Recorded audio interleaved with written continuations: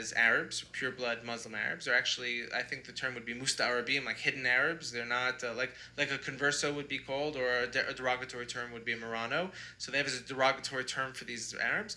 And I believe what I've read from the writings was in 1948, when Israel became a state, they had somewhat petitioned to be involved in the state, to play a role as also descendants of Judah.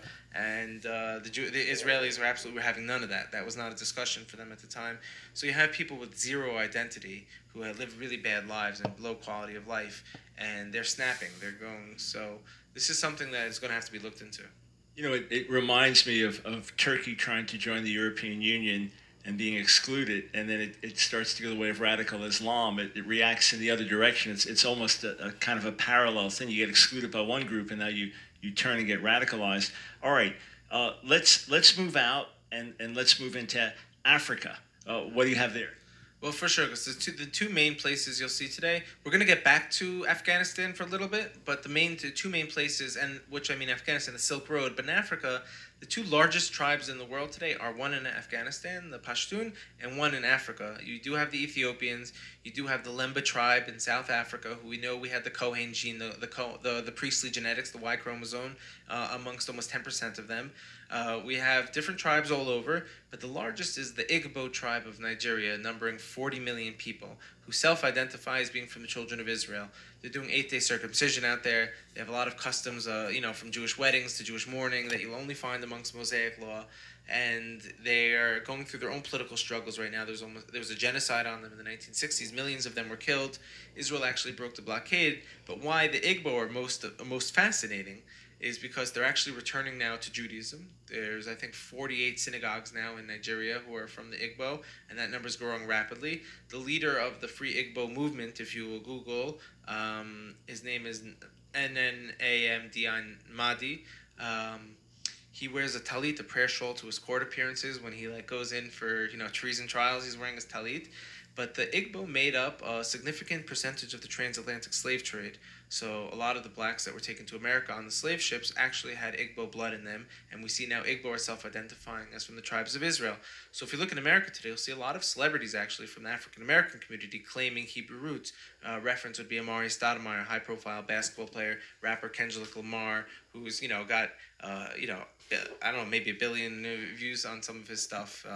These are people who are influential, and people look at them like maybe they're crazy. How do they have any ties to the tribes of Israel? Then all of a sudden, we see the actual ships that brought him here are coming from the exact place in Africa where it's an Israelite hotbed. So this is going to be also an interesting piece of the puzzle. I recently became friendly with a black Messianic Jew, and he was educating me on the Black Hebrew Israelite movement. So I just knew that as some kind of cult that says the white man is the manifestation of Satan, and that they're the original Israelites, and Jews like you and me, we are fake Jews, etc. And this felt, but I didn't have a lot of information or history because I'm so much outside of that community. So this fellow's historian, he's well educated in these areas, and he's going through the whole history where they came from in Africa and identifying as black Jews or black Israelites. And then he said that these then began to expand it to say all blacks are the real Israelites and the whites are not. So, but it started with folks that generally had this heritage. And he'll tell me, oh yeah, this is how we pronounce this in our community. We have this tradition. So you're saying then, as far as you can tell, you can trace footsteps that can say, here's how we got from here to here, or is it simply a matter of, well, why else would people identify like this? How do you figure it out? Well, it's a little bit of both. I mean, the Igbo tribe in Africa claims to be the descendants of the Judeans who fled into Egypt at the time of Gedaliah. This was also around the time of the destruction of the temple. There was a verse, my memory's not the best, but there's a verse that says they fled into Egypt and they stayed there and they didn't come back to Israel. So they claim to be the travelers of those communities. Now, one of the mysteries of the tribes we're going to get into when we speak about the Silk Road right now is, are these the descendants of 100,000 Israelites, or are they the descendant of one Israelite? And the answer is almost irrelevant because there's no way to really understand or fully know that at this point in time.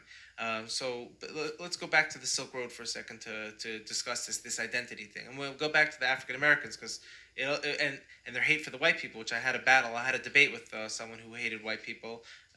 He told me my grandparents enslaved his grandparents, and I owe him money. I told him my grandparents were farmers in Europe, so we had to get on the same page. But there's a lot of trauma from the transatlantic slave trade and from what happened. It's all very fresh. So we have to be very diplomatic and sensitive about them. I understand why they would hate a white man. That makes total sense to me, as far as understanding neurology in the brain.